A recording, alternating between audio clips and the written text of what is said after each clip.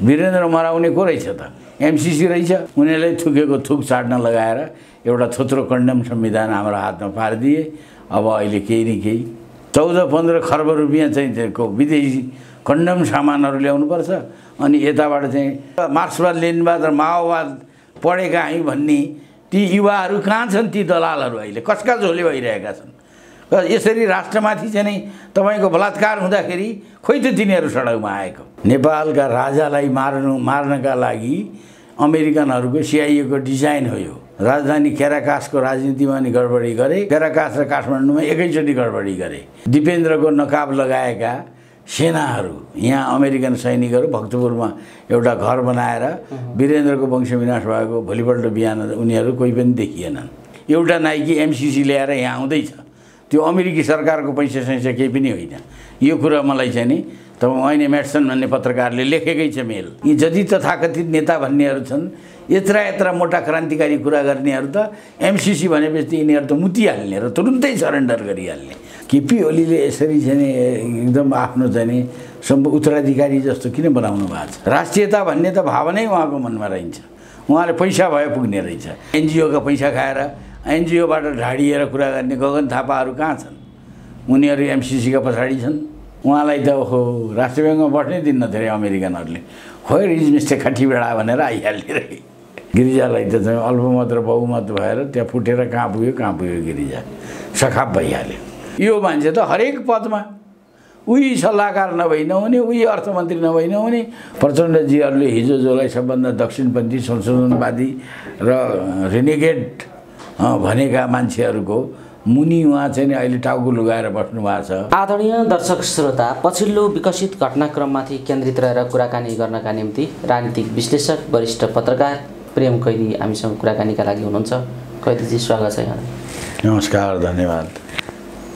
पछिल्लो समय 2-3 वटा विषय अहिले चर्चामा छन्। जब पार्टीको नेकपाको सरकारको आन्तरिक कलह, पार्टीको कलहले चरम रूप लिइरहेको छ, त्यसबेला विभिन्न किसिमका कोरोनाका विभिन्न चर्चाहरूले पनि फेरि विषयलाई ओझेल पारिदिरहेको छ। तर मन्त्रीमण्डल पुनर्गठन गर्ने सम्मका चर्चाहरू जो उठेका थिए ती सम्भव भइराखेका छैनन्। यो के भएको हो? नेकपाको अहिलेको आन्तरिक स्थितिलाई कसरी निहाल्नु भएको छ? होइन, यसमा चाहिँ यो दिल्लीको 12 बुधेपछि कुनै पनि चाहिँ यहाँको गतिविधिहरू लोकल रहेनन् क्या। हाम्रो नेपालभित्रकै इस्यु रहेन। यो चाहिँ हरेक कुराको निर्णयको पछाडि अन्तर्राष्ट्रिय शक्तिहरू जोडिएर आएका छन्। एउटा एक प्रकारको औपनिवेशिक एउटा सञ्जाल अन्तर्गत छौँ अहिले हामी। त्यसैले यो नवौपनिवेशिक सञ्जालमा विभिन्न स्वार्थहरू बाजिँदाखेरि यो हटाउने, यो गर्ने, त्यो गर्ने भन्ने अब त्यो माथिल्लो लेभलमा कहीँ अन्तर्राष्ट्रिय लेभलमा कुरा मिलिहाल्यो भने त्यो नहुन पनि सक्छ। कुरा मिलेन भने भइराखेको हुन्छ। त्यसैले गर्दा अलिकति यो जसलाई खास गरी औपनिवेशिक चलखेलको बारेमा अलिकति जानकारी छ उसले नेपालको राजनीतिलाई सहजै बुझ्न सक्छ। नत्र होइन भने के भइरहेको भनेर हामी त जिल्लिरहेका हुन्छौँ। हामीले के सोचिरहेका हुन्छौँ? यहाँ जति पनि तपाईँले अब कतिपय बुद्धिजीवीहरूसँग गफ गर्नुभयो भने ल प्रचण्ड यस्तो, केपी ओली यस्तो, वामदेव यस्तो, झलनाथ यस्तो भनेर त्यही रुमलिरहेका हुन्छ। तर के साँच्चै उहाँहरूले केही आफ्नो तरिकाले केही निर्णय गर्न सक्नुहुन्छ त? पार्टीको कतै केही हैसियत देख्नु भएको छ तपाईँले? नेकपा भन्ने पार्टी छ भन्ने ठान्नु भएको छ? नेकपा भनेको त त्यसको त इतिहास त छ नि, त्यो त हामी जान्दछौँ। त्यो इतिहासले त तपाईँ के गर्नुपर्ने हो भन्दाखेरि गरिब भोका नाङ्गा मान्छेलाई हेर्नुपर्ने हो नि। तर अहिले के देखिन्छ भने नेकपा भन्ने जुन पार्टी छ त्यसको शक्ति केन्द्रमा निर्णायक को छन् त भन्दाखेरि भयानक चाहिँ तपाईँको डरलाग्दा तपाईँको भ्रष्ट पतित तस्कर तपाईँको सिन्डिकेटहरू र विभिन्न प्रकारका चाहिँ ग्याङ्स्टरहरू, विभिन्न प्रकारका चाहिँ ज्यानमारा अपराधीहरू त्यहाँ चाहिँ तिनीहरू निर्णायक ठाउँमा। पञ्चायतमा चाहिँ तपाईँको बरु काङ्ग्रेसको शासनमा नि यस्तो थिएन। अहिले चाहिँ तपाईँ राणा शासनमा त राणाले निर्णय गर्थे नि। तपाईँको पञ्चायतमा त दरबारले निर्णय गरेका देखिन्थ्यो। भलै दरबारले चाहिँ नि इन्डियनले रुचाएका मान्छेलाई प्रधानमन्त्रीमा लियो भने चाइनिजले रुचाएका मान्छेलाई परराष्ट्र मन्त्री राख्थ्यो। तर कतिपय कुराहरू त जम्मै कसले गर्थ्यो? दरबारले आफै गर्थ्यो।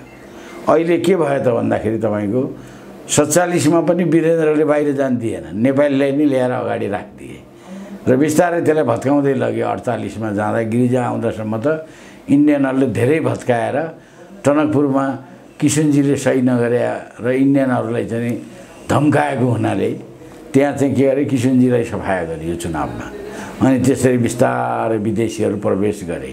अनि देख्नु भएन, शासन त नेपाली काङ्ग्रेसको थियो, तर भोलिपल्ट उनीहरूले के गरे, गिरिजालाई रिङायो घुमाए। टनकपुर हात लिइसकेपछि गिरिजालाई त चाहिँ अल्पमत र बहुमत भएर त्यहाँ फुटेर कहाँ पुग्यो गिरिजा, सखाप भइहाल्यो।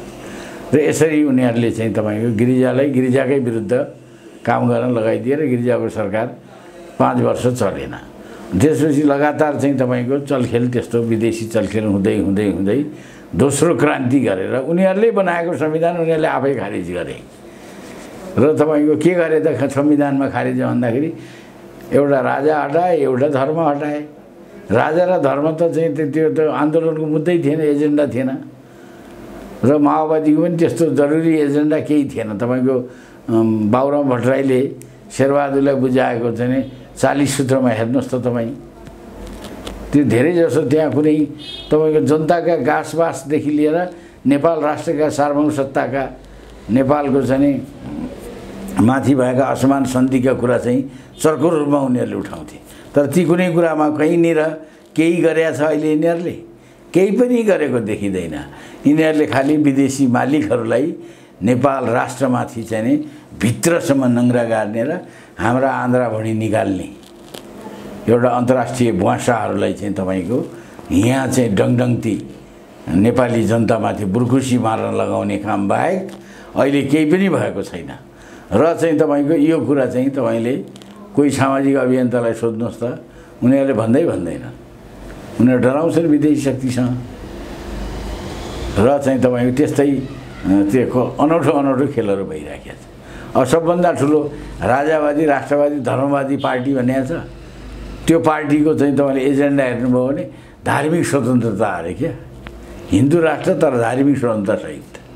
भने धार्मिक स्वतन्त्रता भने के, क्रिस्चियन र मुसलमानहरूसँग पैसा छ, सबै गरिब जनता उनीहरूले किनिहाल्छन्। त्यो धार्मिक स्वतन्त्रता ल्याउँदा साथ सिद्धिहाले। राजतन्त्रलाई किन हटाएका हुन्?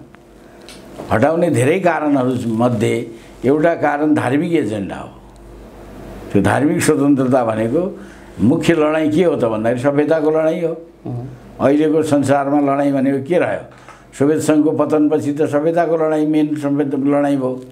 र त्यो कन्फ्लिक्टमा नेपालको धर्म संस्कृतिलाई मास्ने एजेन्डा अन्तर्गत क्रिस्चियनहरूले अरबौँ खरबौँ खर्च गरे, एनजिओहरूलाई अगाडि ल्याए, ठुला अखबारहरूलाई, साहुहरूलाई अगाडि सारे, ठुला टेलिभिजनलाई अगाडि सारे, राजनीतिक दलहरूलाई उनीहरूका एजेन्डा पश्चिमाहरूका अनुकूल बनाउन लगाए र तथाकथित दोस्रो आन्दोलन गराए।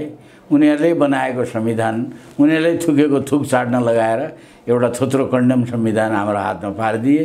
अब अहिले केही न केही त्यो संविधान आएर के हुने? तपाईँ नेपाली जनताको गरिबी हट्ने कि नेपालको राष्ट्रिय उत्पादन बढ्ने कि?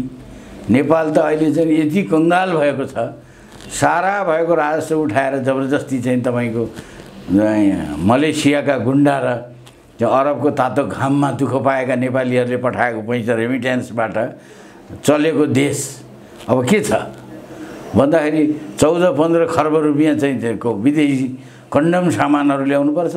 अनि यताबाट चाहिँ 1.5 खर्बको पनि सामान हामीले पठाउन सक्दैनौँ भने व्यापार घाटा त चाहिँ तपाईँको यस्तो भयावह छ कि तपाईँको पञ्चायतकालमा औद्योगिक उत्पादन कहाँ पुगेको थियो? राजाहरूले 17% भन्दा माथि पुर्याएका थिए। अहिले औद्योगिक उत्पादनको स्थिति कहाँ छ? अहिले देशको आर्थिक स्थिति कहाँ छ भन्दाखेरि त यिनीहरूलाई त तपाईँको के नेपाली जनताले सकेको भए त तपाईँको झन्डाले लखेटेर यहाँका यी सारा नेताहरूलाई चाहिँ तपाईँको रक्सोल पारी लखेट्नुपर्ने अझ चाहिँ रक्सोलमा नि होइन, गङ्गाभन्दा पारी, सोनपुरभन्दा पारी लखेट्नुपर्छ यिनीहरूलाई, पारिपट्टि शरणार्थी बनाइदिनुपर्छ। हुन त उनीहरूले पैसा टन्न भ्रष्टाचार गरेका छन्, विदेशी ब्याङ्कमा टन्न पैसा डलरहरू राखेका छन्, अब सारा देश लुटेका छन्। तपाईँको सारा मान्छेहरू चाहिँ कुनै योग्यता चाहिँदैन, क्षमता चाहिँदैन, तपाईँको कुनै चाहिँ मान्छेको हैसियत चाहिँदैन। अब तपाईँको उनीहरू नेताहरू एउटा सर्टेन हुलियाहरू पछाडि लगाएर नेताजी भएका छन्, विदेशीहरूको खुट्टा समातेर, विदेशीहरूको पैसाले, विदेशीहरूको चलखेलमा यसम्यान भएर यहाँ चाहिँ तपाईँको चाहिँ कब्जा गरेका छन्। बाहिर बोर्ड राख्दाखेरि कम्युनिस्ट पार्टीको राखे पनि भित्र काम चाहिँ कसको भइराखेको छ त भन्दाखेरि एउटा दक्षिणपन्थी एकदमै चाहिँ दलाल पार्टीले गर्ने भन्दा पनि नराम्रा कामहरू यिनीहरूले गरिरहेका छन् अहिलेको नेतृत्वले। अहिलेको काङ्ग्रेस भनेको देख्नुभयो, वीरेन्द्र मराउने को रहेछ त? एमसिसी रहेछ, अहिले थाहा भयो नि।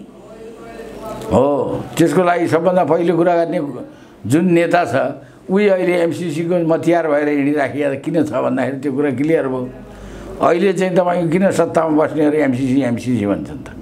आखिर नेपालको चाहिँ सार्वभौम सत्ता, नेपालको सुरक्षा, नेपालको चाहिँ राष्ट्रिय अस्तित्वलाई चाहिँ विदेशीहरूको विदेशी कुनै एउटा कालो व्यापारीको हातमा बेच्ने कुकृत्यका लागि यिनीहरू चाहिँ खुलेआम अगाडि हिँडिरहेछन्। तर आफूलाई देशभक्त क्रान्तिकारी समाजवादी सर्वहारापरका चाहिँ नि हिमायती र मार्क्सवाद लेनिनवाद र माओवाद पढेका हामी भन्ने ती युवाहरू कहाँ छन्? ती दलालहरू अहिले कसका झोले भइरहेका छन्। यसरी राष्ट्रमाथि चाहिँ नि तपाईँको बलात्कार हुँदाखेरि खोइ त तिनीहरू सडकमा आएको। त्यसैले गर्दाखेरि चाहिँ तपाईँको अब जनतालाई कोही म सिद्धान्तवादी हुँ, म यस्तोवादी हुँ, उस्तोवादी हुँ भने कोही छैन। जनता चाहिँ त्यो कहिले चाहिँ यो बडा राम्रो विषय उठाउनु भयो तपाईँले। दुईवटा कुरा गम्भीर कुरा यहाँ अहिले राख्नुभयो। दोस्रो कुरा क्रान्ति, परिवर्तन, राष्ट्रिय स्वाधीनता, समृद्धि भनेर लडाइँ लडेका ती हिजोका ब्यारेक हान्न कुद्नेहरू, चौकी हान्न कुद्नेहरू कहाँ छन् अहिले भन्ने कुरा तपाईँको प्रश्न अहिले देखियो। वास्तवमा यो आश्चर्यको विषय छ। त्यस्तो आँट, हिम्मत र साहसपूर्वक देशका निम्ति भनेर लडेका मान्छेहरू अहिले यसरी यस्तो निराश हुनुका पछाडि अर्थात् बाहिर नदेखिनुका पछाडि, यो समग्र विकृति सहेर बस्नुका पछाडि केले काम गरेको होला तपाईँलाई के लाग्छ? होइन, त्यो क्रान्ति नै थिएन वास्तवमा। अहिले ती मान्छेहरू वास्तवमा जो होइन नेतृत्वले गद्दारी गर्यो, कमजोरी गर्यो होला, तर जो क्रान्तिमा सामेल भयो ती त साँच्चै क्रान्ति भनेर सामेल भएका थिए नि। ती मानिसहरू आज यो धोका हुँदाखेरि पनि किन कुनै ठाउँमा बाहिर देखिँदैनन्? होइन, ती जो क्रान्ति भनेर सामेल हुन्थे तिनलाई चाहिँ नि तपाईँको जबरजस्ती शहीदको सङ्ख्या बढाउने गरी मार्न लगाइयो र नेतृत्वमा जो साँठगाँठ गरिरहेका थिए नि अन्तर्राष्ट्रिय शक्तिका पृष्ठपोषकहरू थिए र त्यसैले गर्दाखेरि पार्टी टुक्रा टुक्रा भयो। तपाईँले देख्नुभयो नेत्र विक्रमजी एकातिर छन्, अब त्यो पार्टीका जो असली सञ्चालक हुन् मोहन वैद्यजी अर्कातिर छन्। तपाईँको ती पार्टी त अहिले त टुक्रा टुक्रा छ नि, कैयौँ टुक्रामा विभाजन भएको छ। किन भएको छ भन्दाखेरि त्यहाँभित्रका केही त्यस्ता घाउहरू छन् र त्यहाँभित्रको त्यस्तै कुनै गद्दारीको कुरा छ। बाबुरामजी एकातिर कुर्लिरहनु भएको छ र उहाँले कम्युनिस्टै नहुने भनेर उहाँ हिँडिसक्नुभयो र उहाँ अर्कैतिर गइसक्नुभयो, अरू अर्कातिर गए, अरू अर्कातिर गए। यसरी चाहिँ तपाईँको कम्युनिस्ट पार्टीको अहिले चाहिँ उल्ली बिल्ली हुने कारण के छ? र प्रचण्डजीहरूले हिजो जसलाई सबभन्दा दक्षिणपन्थी संशोधनवादी र रेनिगेट भनेका मान्छेहरूको मुनि उहाँ चाहिँ अहिले टाउको लुगाएर बस्नु भएको छ भनेपछि त्यो क्रान्तिको चाहिँ चरित्रै चाहिँ नि ठिक थियो कि थिएन भन्ने प्रश्न अहिले उठिराखेको छ। त्यसैले यो प्रश्न मैले उठाइरहेको होइन, मैले त्यो क्रान्तिभित्रै भएका मान्छेहरूबाट यो उनीहरूले गरेका विश्लेषण सुनेर तपाईँलाई सुनाइदिएको हो। कैदीजी, यो एउटा पक्ष भयो। अर्को पक्ष तपाईँले के पनि जोड्नुभयो भने वीरेन्द्रको परिवार समाप्त गर्नुका पछाडि एमसिसी रहेछ भन्ने खालको कुरा तपाईँले यो एमसिसीसँग त्यो हत्याकाण्डलाई जोड दिनुभयो। कसरी, कहाँबाट यो मिल्छ त्यो घटना र यो एमसिसीको सन्दर्भ? एमसिसीको चाहिँ नि एउटा तपाईँको चाहिँ नि कस्तो छ भने पल सिङ्गर भन्ने एउटा व्यक्तिको संस्था एनजिओ हो यो। पल सिङ्गर भन्ने एउटा इल्युमिनाती एउटा चाहिँ तपाईँको चाहिँ नि खजार हो, व्यक्ति हो। त्यो चाहिँ नि अमेरिकाको कर्पोरेट व्यापारी हो। त्यसले धेरै देशहरू, ल्याटिन अमेरिकाका कैयौँ देशहरूलाई बर्बाद पार्यो आर्थिक रूपमा। त्यो अन्तर्राष्ट्रिय ब्याङ्कहरूमा ल्याएर फसाइदियो। र त्यहाँ उनीहरूको राष्ट्रको चाहिँ सारा अर्थतन्त्र तहस नहस पारिदियो। त्यहाँको सरकार सब डावाडोल भयो र तिनीहरूले नै समृद्धि र विकासको नाममा यहाँ चाहिँ उनीहरूले नेपालमा प्रवेश गर्न सबभन्दा पहिले त्यो पल तपाईँको सिङ्गर भन्ने मान्छे चाहिँ जर्ज डब्लु बुश भन्ने पहिले राष्ट्रपतिको पार्टनर रहेछ।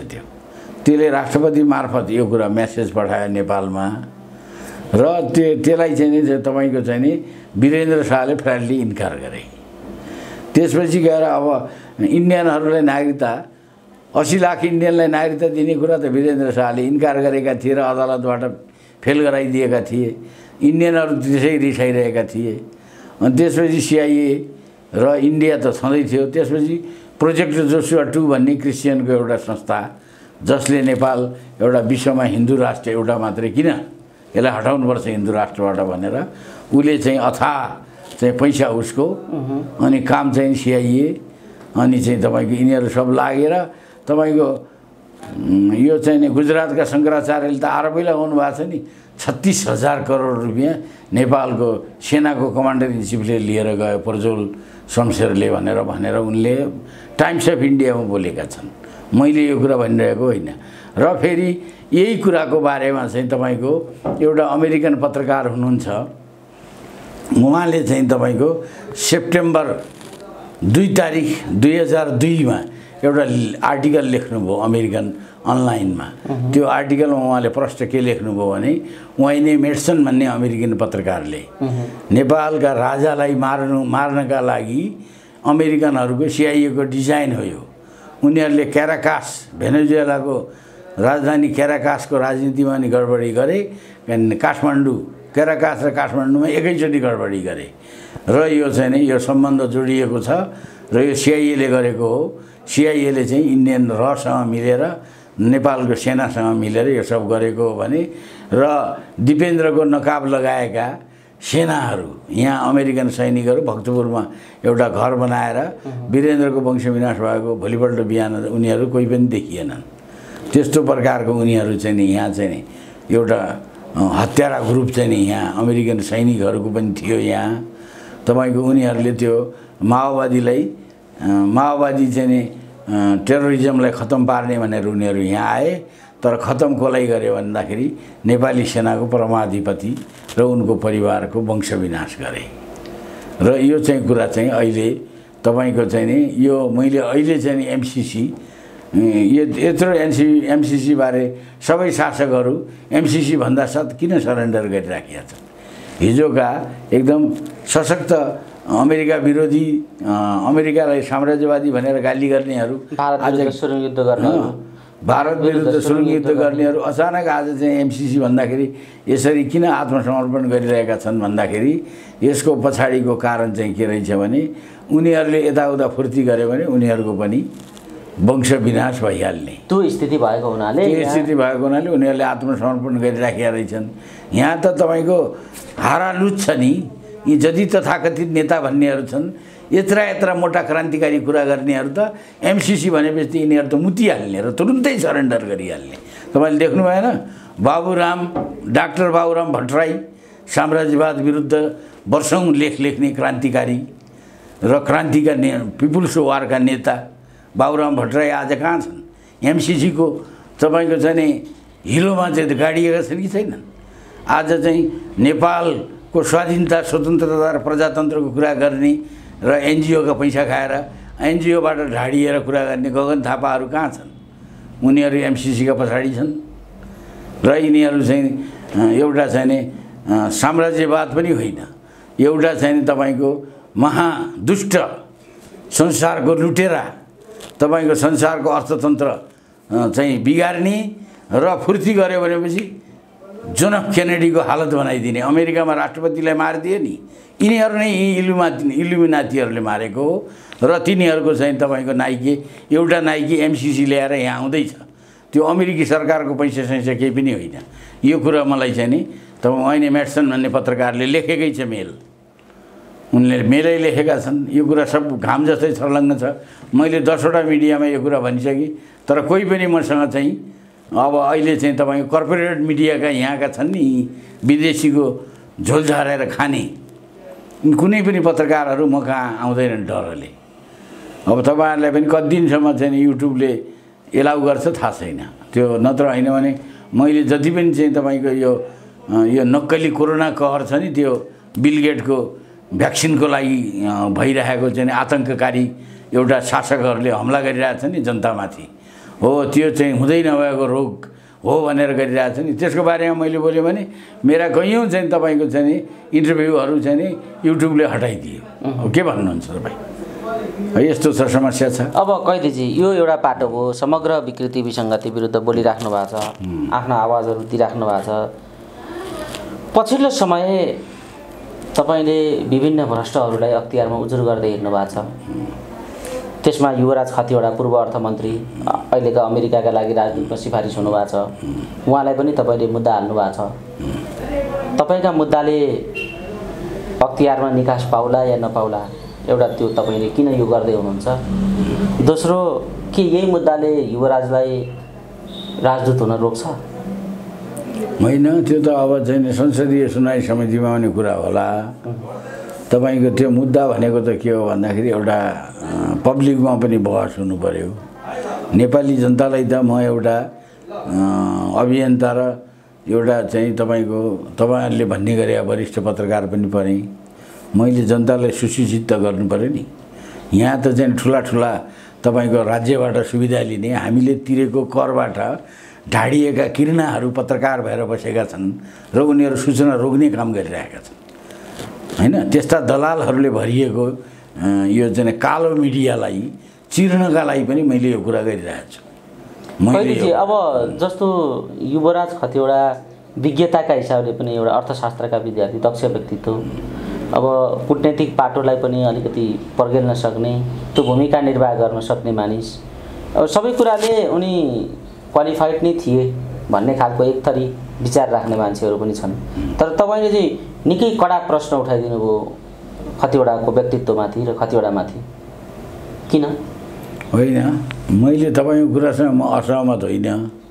मैले पनि सोचेको थिएँ कि नेपाल अधिराज्यमा यति भाग्यमानी केपी ओली जस्तो साह्रै चाहिँ तपाईँको चाहिँ ज्याद्रो मान्छेले त्यो चाहिँ एउटा हिजो विद्यार्थी मण्डलमा काम गरेको र दरबारले हुर्काएको र विश्व ब्याङ्कसम्म पुर्याएको राष्ट्र ब्याङ्कको एउटा चाहिँ अधिकृत भनौँ न, र त्यस्तो चाहिँ मान्छेलाई केपी ओलीले यसरी चाहिँ एकदम आफ्नो चाहिँ उत्तराधिकारी जस्तो किन बनाउनु भएको छ?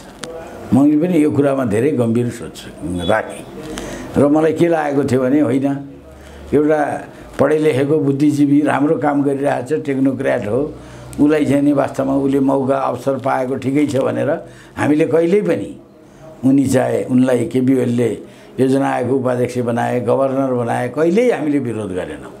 यो ठिक मान्छेहरू यसले राष्ट्रलाई अगाडि बढाउँछ भन्ठान्यौँ र त्यो भ्रम रहेछ।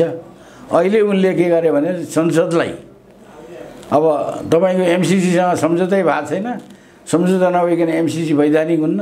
उनले त ठुलो बजेट एमसिसीका नाममा राखिदिए। एक दोस्रो, उनले केसम्म गरे भन्दाखेरि बजेट ल्याउँदाखेरि नेपालीहरूको राष्ट्रिय उत्पादन भने यहाँ त विद्युत बाहेक छैन नि। पेट्रोल डिजलका गाडी हाम्रो आफ्नो स्वावलम्बी एउटा स्वावलम्बनलाई अगाडि बढाउने माध्यम होइन, त्यो त विदेशबाट आएको छ।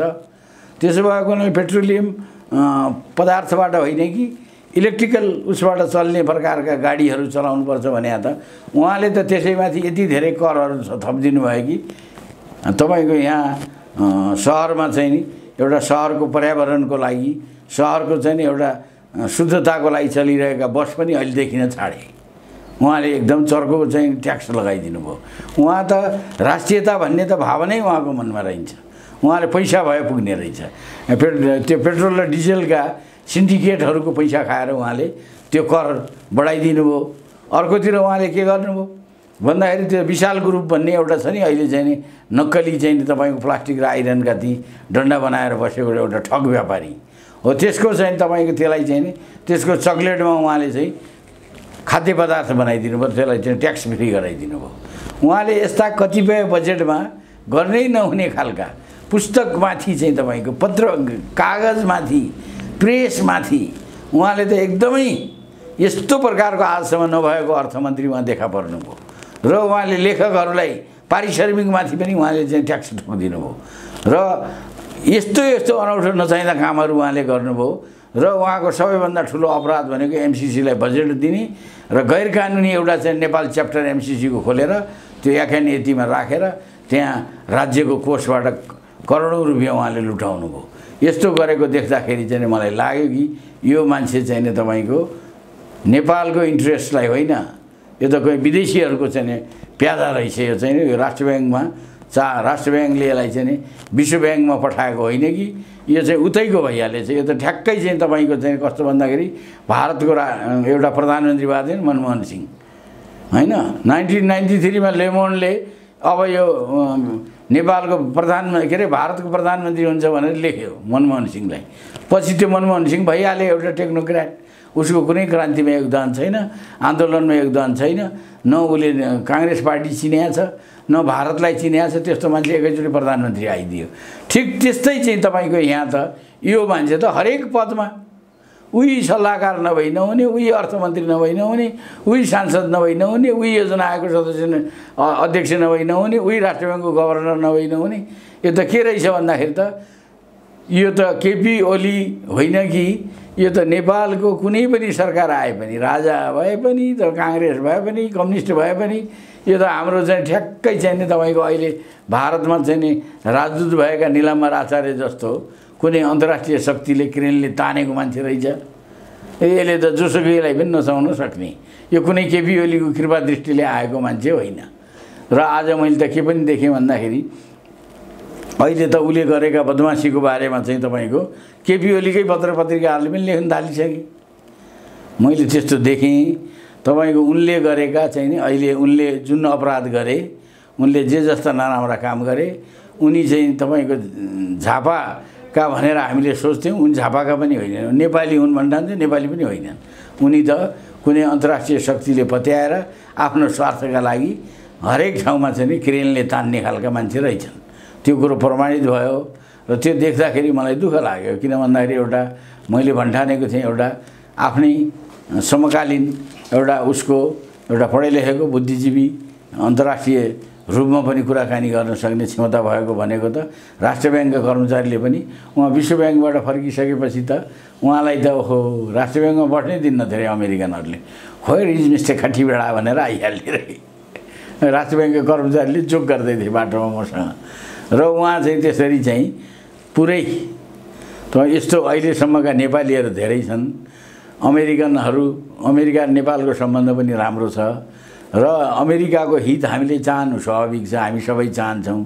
तर यसरी अमेरिकाको कुनै एउटा कालो व्यापारीको लागि काम गरेर तपाईँको नेपाल र अमेरिकाको चाहिँ विरुद्ध खेल्ने मान्छे भनेपछि त यस्तो सहजै दर्जाको एउटा चाहिँ तपाईँको चाहिँ नि घातक प्रवृत्ति चाहिँ नि ले गर्दाखेरि उहाँको विद्वतालाई चाहिँ नि कालो दाग लगाइदियो। र तपाईँ त अब स्वयं तपाईँ पनि अब करिब करिब झापाकै मान्छे हुनुहुन्छ तपाईँ, र तपाईँले अझ बढी थाहा पाउनु भएको होला। उहाँ चाहिँ तपाईँको अर्थमन्त्री हुँदाखेरि झापाली झापाका जनसमुदायप्रति उहाँले कस्तो व्यवहार देखाउनु भयो होइन।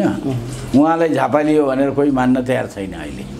किन भन्दाखेरि उहाँले झापाको हितमा केही पनि गर्नुभयो, नेपालको हितमा पनि केही गर्नुभएको छैन। झापालीहरू धेरै बाठा चन्ट, राष्ट्रियताप्रति धेरै प्रतिबद्ध र धेरै नै सशक्त किसिमका चाहिँ नि हुन्छन्। तपाईँको चाहिँ जहिले पनि बोल्न सक्ने भन्न सक्ने त्यस्तो हुन्छन्। तर उहाँ त्यस्तो केही क्षमता यहाँ नेपालभित्र केही क्षमता उहाँले देखाएको जस्तो उहाँको राजनीतिक कुनै क्षमता देखिएको कहीँनिर देखिएन। धन्यवाद कैदीजी। यो समग्र विषयमा तपाईँले चिरफारसहित आफ्ना विचारहरू राखिरहनु भएको पनि छ विगत लामो समयदेखि। तर एउटा आलोचना गर्ने, खण्डन मण्डन गर्ने, टिका टिप्पणी गर्ने यी मात्रै कुरा समाधान होइनन्। समग्र मुलुक अप्ठ्यारोमा परेको बेला अप्ठ्यारो छ भनेर बताउनु पनि ठुलो कुरा हो। यो भूमिका तपाईँले निर्वाह गर्नुभएको छ। तर यसको निकास के, निदान के होइन? कति समयसम्म नेपालीले चाहिँ सङ्घर्ष गरिरहनु पर्ने, कहिलेसम्म चाहिँ असन्तुष्ट भइरहनु पर्ने, अनि कुनै पनि चिज ल्याउँदाखेरि पनि देश एउटा सुशासनको बाटोमा जान नसक्ने यस्तो परिस्थिति कहिलेसम्म भइरहने भन्ने एउटा प्रश्न भयो मेरो। अब यसको निदान के हो, समाधान के हो भन्ने बाटोमा पनि अलिकति राखिदिनुहोस् न जाँदा जाँदै। मलाई सोध्नुहुन्छ भने म धेरै खुसी छु। नेपाल कमसेकम नेपालका राजनीतिक नेताहरू, नेपालका बुद्धिजीवीहरू, नेपालीहरू, कमसेकम नेपाली जनता यति सशक्त छ कि दक्षिण एसियामा हाम्रा जस्ता साना देशका कतिपय शासकहरू तपाईँ कस्ता निस्के। नजिकै हाम्रो चाहिँ नि तपाईँको केजिबीले इन्दिरा गान्धीसँग मिलेर त्यो सिक्किम भन्ने स्वतन्त्र देशलाई तपाईँ हाम्रै जीवनकालमा खाइदियो नि। भुटान अर्काको तपाईँको एउटा एक प्रकारको चाहिँ नि उनीहरूको अधीनतामा छ। भुटानको सेक्युरिटी परराष्ट्र सम्बन्धलाई इन्डियनहरूले कब्जा गरेर राखेका छन्। हेर्नुहोस्, अब पाकिस्तान भन्ने एउटा देश थियो, त्यो दुई टुक्रा भएको हाम्रै समयमा। र चाहिँ नि इन्डियाले आफ्ना वरिपरिका 50औं साना साना स्वतन्त्र तर नेपालभन्दा धेरै धनी, जस्तो निजाम, नेपालभन्दा शक्तिशाली धनी, कश्मीर, त्यस्ता कहाँ गए। अहिले कश्मीर हेर्नुहोस् त, होइन? पन्जाबीहरू, रणजित मल्ल त त्यहाँको राजा थिए, पन्जाब भन्ने स्वतन्त्र देश थियो र भीमसेन थापाले रणजित मल्लसँग मिलेर ब्रिटिसलाई भगाउँ भनेर भने हो नि। तर त्यो पन्जाब आज चाहिँ तपाईँको उनीहरू पन्जाबीहरू आफ्नो राष्ट्र पुनर्प्राप्तिको लागि अमेरिकामा तपाईँको जनमत सङ्ग्रह गरिराखेका छन्, होइन? कमसेकम तिनीहरूको अगाडि दक्षिण एसियामा नेपाल त सशक्त रूपमा एउटा स्वतन्त्र, होइन, एउटा स्वाधीन अस्तित्व लिएर अन्तर्राष्ट्रिय चाहिँ राष्ट्रहरूको, संसारभरिका राष्ट्रहरूको समुदायमा एउटा जीवित राष्ट्रको रूपमा खडा छ। यो तपाईँले बुझ्नुपर्छ। र नेपाली जनता जागरुक भए, नेपाली जनताले कुनै लोभमा फँसेनन्। नेपालका खास गरी युवाहरू, होइन, अलि कसैका झोले नभएर सशक्त रूपमा अगाडि बढ्ने हो भने विदेशीहरूले जुन जुन नेताहरू मार्फत नेपाल राष्ट्रको आन्तरिक मामलामा हस्तक्षेप गर्न खोजिरहेका छन् तिनीहरूलाई हामी तुरुन्तै एक्ल्याउन सक्छौँ। र सबै प्रकारको सूचना त मैले दिनै रहेको छु। मैले पटक पटक आह्वान गरिरहेको छु, नेपाल राष्ट्रलाई सशक्त, स्वाधीन र हिजो कुनै महाराज मनुको समयमा सारा ब्रह्माण्डमाथि शासन गर्ने एउटा जुन नेपाल थियो, त्यो नेपाल फेरि हामीले निर्माण गर्न सक्छौँ। कोही नेपालीले यी हावादारी कुरामा कोही डायस्पोरा हुनु पर्दैन, किनभने सारा संसारै मानव जातिको उत्पत्ति नेपालमा भएको, संसारभरि मान्छेहरू नेपालबाट गएका। नेपाली भनेको त हामी त अन्तर्राष्ट्रिय रूपका शासकहरू हौँ नि। हामी त चाहिँ सारा संसारमाथि चाहिँ नेपालको शासन थियो हाम्रो। र यो नेपालको जुन इतिहास छ त्यो अगाडि ल्याउनुपर्छ। नेपाली जनता जागरुक हुनुपर्छ, नेपाली जनता उठ्नुपर्छ।